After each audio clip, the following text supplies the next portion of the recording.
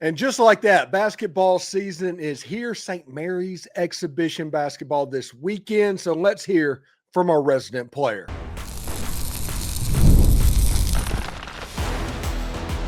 You are Locked On Ole Miss, your daily podcast on the Ole Miss Rebels. Part of the Locked On Podcast Network, your team every day.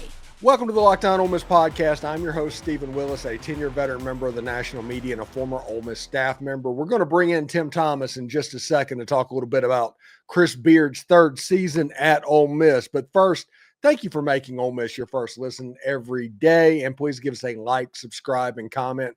On your way out, check out a second listen on the network if you would. Nearly every team, college and pro, is ready for you. Today's episode is brought to you by FanDuel. Right now, new customers can bet just $5, and if your bet wins, you'll get $300 in bonus bets to use across the app. Download that app today. Really interesting stuff. Basketball season just kind of snuck up on us, and they've already had their super secret scrimmage, and there's rumors flying all over the place. Tim Thomas was at Square Jam and saw the open practice. Tim, who is the player that Ole Miss fans most certainly needs to know about before the exhibition game this weekend? The guy from France, he's really good. Ilias Kamardine, I think his name. Really impressive. Did well in the super secret scrimmage against Houston. I think you said he had 14, 7, and 7, and I think that's to be expected.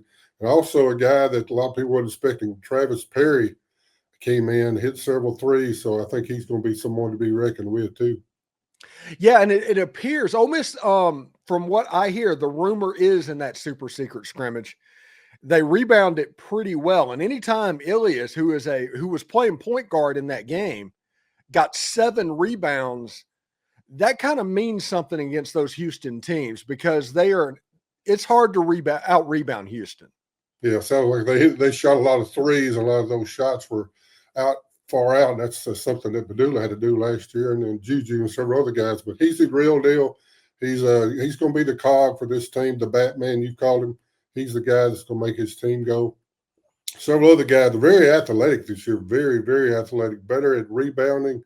I can see that happen. I know that's good to hear. We've had several non-rebounding teams the last few years, but I think this is going to be, you got James Scott inside and Corey Chest and Cassio, several big guys inside that's going to do a good job for us. We definitely need that. It's going to really give us something we didn't have last year. Yeah, they seem to be really, really athletic. They kind of took the athleticism and put it on steroids, especially when you bring in somebody like Corey Chest, who the guy can just jump out of the gym. He's unbelievably athletic. Last year from LSU, he was going up against Alabama. He had over 20 rebounds in that game. So, yeah, this is a team that if they get it right, they have a chance to be pretty good. And then you have Travis Perry playing the 2 guard, which the one question that I get all the time from Kentucky people, because they'll flat out tell you, if his defense gets right, he can be a really, really good player. Tell me his defense is getting right. It's getting right. I think that's one of the main reasons he came to Chris Beard. Of course, the defense coordinator is Mark Adams, and I watched that whole scrimmage. their practice, so that they really impressed. They practiced hard, offense, defense, and he was putting people in and out and playing them. They played really hard. They had to have a little wake-up call, we might call it, during the early practice. It was like a 9:30 practice. I wasn't awakened yet either. And he might have said this and that. I won't quote what he said, but he woke them up. The rest of the practice went really well, but they were kind of sleepwalking like we did against Washington State in football a few weeks ago. But it was good to see a great practice. He does an awesome job there. I got to see Kermit Davis a minute, talk to him, so that was cool. He things he's hearing is that this team played really well against Houston, and they are looking really good, better than last year. Yeah, that's the same thing I heard. Obviously, the coaches from both staffs have agreed just to not talk about the scrimmage out there. But the rumor that got out from the boosters, they got to see it and all that they played pretty well. And they especially played well down low. I'm curious to see what happens. I think James Scott is going to be the name to watch whenever they play St. Mary's this weekend. Yeah, he's very good, very tall, look good. I enjoyed seeing him play during the practice. He likes to do the old lob. He's our lob guy. They're going to throw it up to him. He's going to flush it. And him and Casio and also the other Corey Chess, really good. Even Bundalo, the freshman guy, he's going to be really good too. He's like 6'10" guy. Really impressive talent, very athletic. I keep saying that, but compared to last year, Dia, talk a bit about Dia.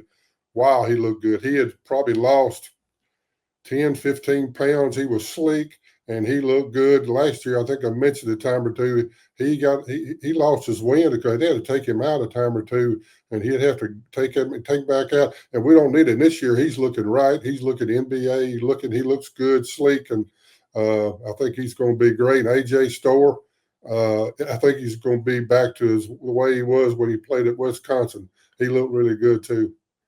Yeah, the starting lineup that the rumor I heard about was it was Kamardine playing the point guard, Travis Perry playing the 2, AJ Storr the 3, yes, James Scott, and Malik Dia is the 5 that was on the core.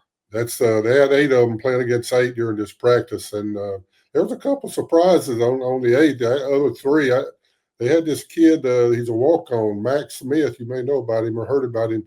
He can really drill. He's a shooter, we might call it. And also Keza Giffa.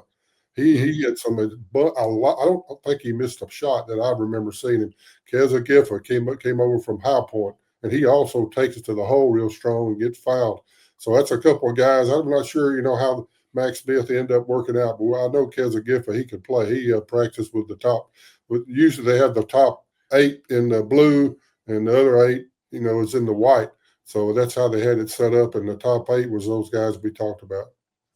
Yeah, it was really interesting to see, like, since the last time you were on the show, we had Coach Beard come on the podcast twice and talking about, and he was real quick the second time after they'd been practicing a little bit. The star of this team is the depth and the number of players that they have. Did you notice that when you saw the scrimmage? Yeah, like these 8 guys during the couple hours there, he was switching the guys from white on to blue real regularly. I mean, they were coming in and out. Those guys, Corin Johnson, he's going to be a player. He came in to give Kamardine a rest, and also Travis Perry was rested by Giffa, as I talked about, and also the Max Smith. And inside, Corey Chess came in. He didn't practice a whole lot. He may have a little injury. I'm not sure. I couldn't tell for sure, but Casio came in and played a lot on that first team. So there's going to be a lot of movement, probably 8 to 10 players rotation. And that's big. That's what Beard was talking about. That's big for a team. You got to have people. The defense, as hard as he plays on offense, especially defense, and to buy in to his defense, you got to want to play hard. And the thing he keeps saying over and over, you got to have a chip on his shoulder. All these players he recruited, for something or another, there was something awry where they came from. Something was going on, like AJ Storr and Travis. And there was something's going on that where he was at Kentucky that he didn't like it there. That's why he came to Ole Miss. So we'll see how it ended up going. But they all have a chip on their shoulder, we might call it. All right, when we come back, we're going to start talking about the St. Mary's Gales and get ready, keeping on talking about basketball season. About a week away from the start of the regular season. But with Tim Thomas, I'm Steve Willis. Stick around. We'll be right back. First of all, I do want to let you know, I want to tell you about Quo. Quo is one of the tools that help you make a huge business difference for you. It's formerly called Open Phone. It's the same great business phone service you've heard me talk about before, just with a new name. And here's why it matters. Every missed call is money left on the table. Whether a customer conversation counts, you need a system that keeps you connected 24/7. Quo is the #1 business phone system that streamlines customer communications. It works right through an app on your phone or computer, so no more carrying 2 phones or relying on a landline. Their built-in AI agent is a game changer as well. It can answer after-hours calls, capture leads, and even keep the business moving even when you are off the clock. See why 90,000 businesses trust Quo, formerly Open Phone. Get started for free and get 20% off your first 6 months at quo.com/lockedoncollege. That's QUO.com/lockedoncollege. You can even keep your existing number for free. Quo, no missed calls, no missed customers.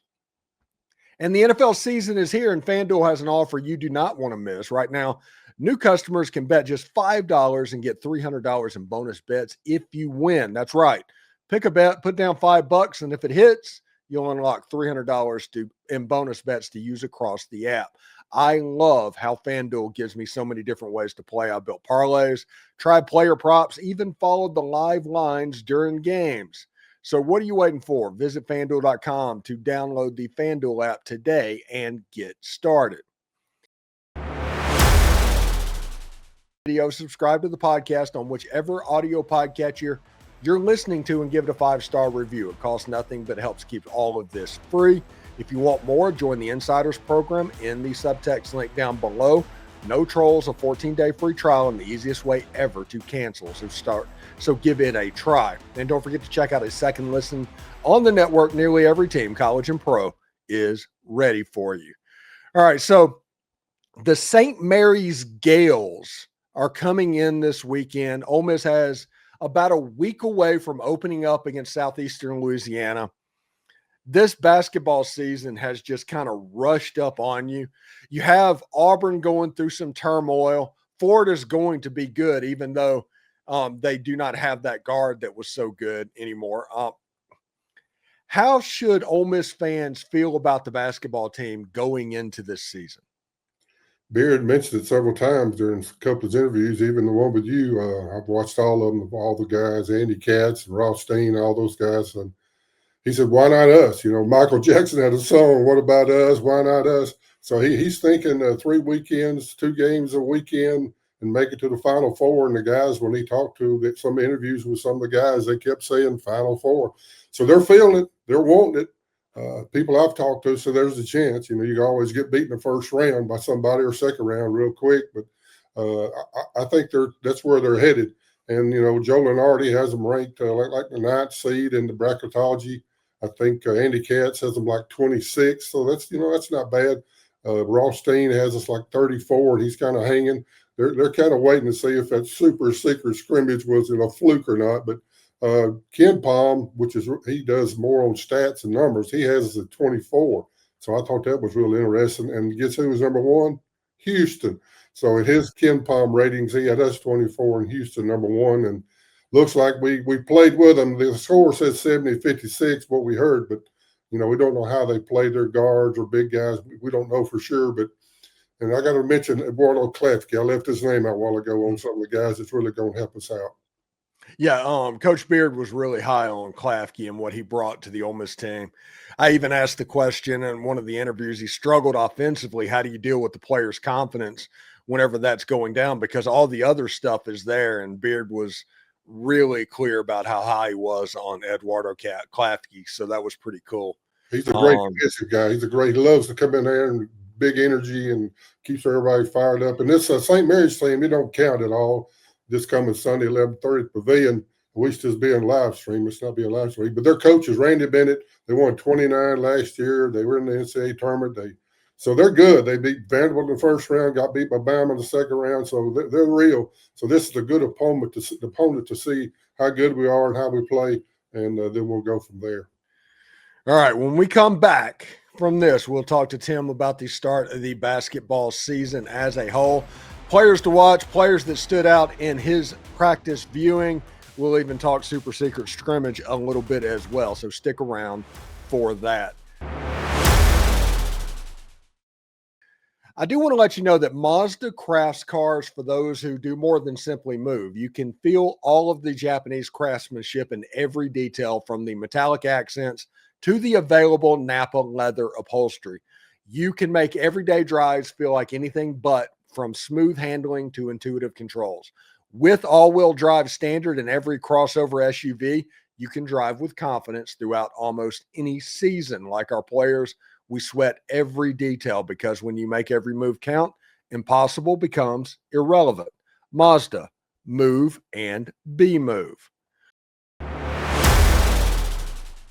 All right, so Tim, getting ready to get into this basketball season, you have SELA, you have ULM, and then it gets hard pretty quick. I think in November you play Memphis, like towards the end of Memphis, you have a game against St. John's, and this is going to be probably one of the most difficult schedules in the non-conference that I've ever seen Ole Miss schedule. And Chris Beard wants the early test to get into conference play, obviously. But is there a chance that this early schedule could overwhelm like Ilias Kamardine and Keza Giffen, all of those international players before they're able to gel? I don't think so. I hear what you're saying, and any other coach besides Chris Beard, I would think that might could happen. But he's been doing this junior college back in the day, and he had a little pro team for a while. He's been redoing his teams everywhere he's went. He brought in a lot of portal guys. I think had 3 freshmen, and they got several little walk-ons. I don't think it'd be a problem. What I saw at practice Monday morning at 9:30, I was trying to wipe the cobwebs out of my eyes. I'm not an early riser, and they wouldn't either. They didn't get up good either. But it was a great thing. They got a lot of potential. And last year we really lacked in rebounding, and this year they worked on rebounding about half of practice. They were working on rebounding. They were working on taking charges, working on standing straight up. When they come inside, they've changed the charging rule a good bit over the last year or so. It's not like it used to be. You just kind of get up there. They had a little space in the paint there, but now if you just go straight up and don't lean over, you can still get charges, or they just don't call that foul. And then they've stopped a lot of this charging stuff. It's a new rule. We'll see how it works this year, but they look really good in practice. Ilias Kamardine is really real. Travis is a shooter. Giff is a shooter. I think that Max Smith, the shooter, if he gets a chance, we'll see how he does in these games coming up to see if he can handle the defensive part of it. Because if you don't play defense, you're not going to play. And I'm looking forward to AJ Storr doing his thing. I think his time. This is his last year, man. Next year is pro. So whatever he shows, that's what the pros guys are going to see. The same with Dia. He's in shape. He's ready to go. He's feeling it. I was impressed with James Scott. I saw him inside. He flushed a bunch of lobs. They were throwing it up from everywhere, and that's what good. Ilias Kamardine, when you go down court, you better have your head on a swivel because he's going to hit you in the head with it. So you're coming down court, and all of a sudden, there it comes. It might be behind his back. It might be a no-look pass, so you better be ready. That's the kind of guy he is, and I'm looking forward to seeing him lead this team. So whenever you look at that, compare his game to somebody that the people watching this podcast would be familiar with. I hadn't seen him in a real game yet. I've seen highlights. I saw the practice thing. It's kind of hard to judge, but he's got a little Pistol Pete in him. He's not Pistol Pete, but he is like 6'5", and he's like 22 years old, and he's mature, and he has a lot of little flashes. Now, I'm not saying he's Pistol Pete now, but he has some of those flashes, and he likes to pass a little dipsy doodle, and he has some of that European ball, taking several steps to get there. I saw it in practice. I was sitting there, man, did he take one too many? But he's got things he's going to have to adjust, the defensive part and the referees and all that. He'll have to adjust some of that, getting used to. But they got plenty of time to do it, and they got this game against St. Mary's. I really hope I can get some highlights from that. Got a call out for Clay Scott. Clay Smith. I'm sorry. He helped me get into the practice. He's the director of operations. So maybe I can get me some highlights from him so I can look at some before we get ready for the SELA game. Yeah, it should be pretty interesting. Now, back when you played back in the dark ages, Tim. I graduated in '82, man. Come on. Oh, way back. Did they play exhibition basketball games back then? No, we had some inter-squad type game, inter-scrimmage type game, but back then it wasn't allowed. They slowly but surely let these games in. And to me, it ought to be live stream, man. We got technology, out of the wazoo. Why don't we have a live stream of it?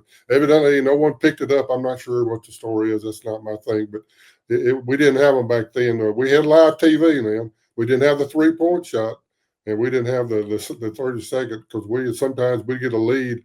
And we'd freeze the ball. You might call it for several minutes if we get the lead against somebody. But it's a totally different ball game. NIL, rev share. These guys are really good. They're coming in from all different countries. They're starting to let them come in from the G League. So it's a different ball game. But Beard is ready for it. He's got guys, Mark Adams, all those guys, Berg and Pinkins and all those guys. It's really good. Dunawall, all those guys, really good coaches that going to make this team real. I'm looking forward to a Final Four team. I'm going to go ahead and say it. And I think they play around 31 games during the regular season.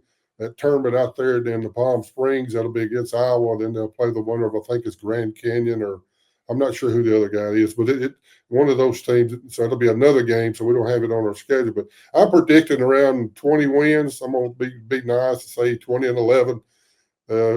Ken Palm predicts us 19-12, I think, or 19-11.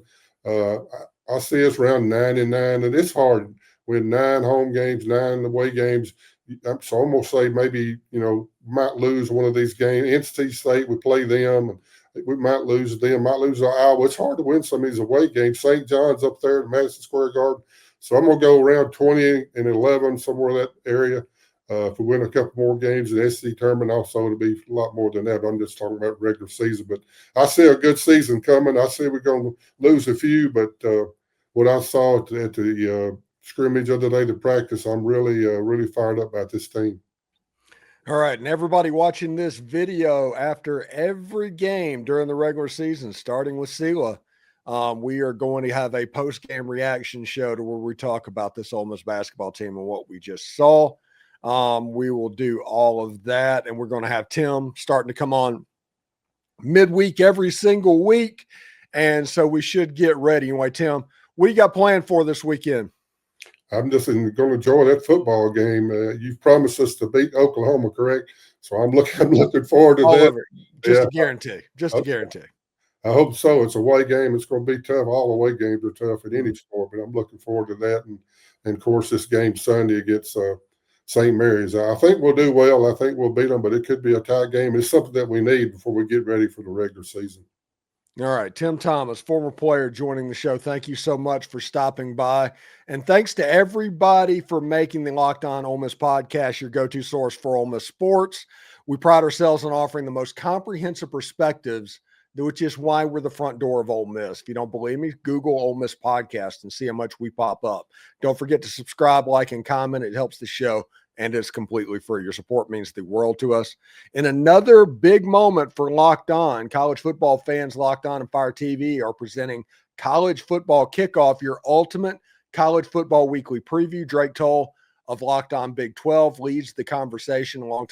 Two-time AP Coach of the Year, Gary Patterson, former college star Jesse Holley, and Locked On's local experts.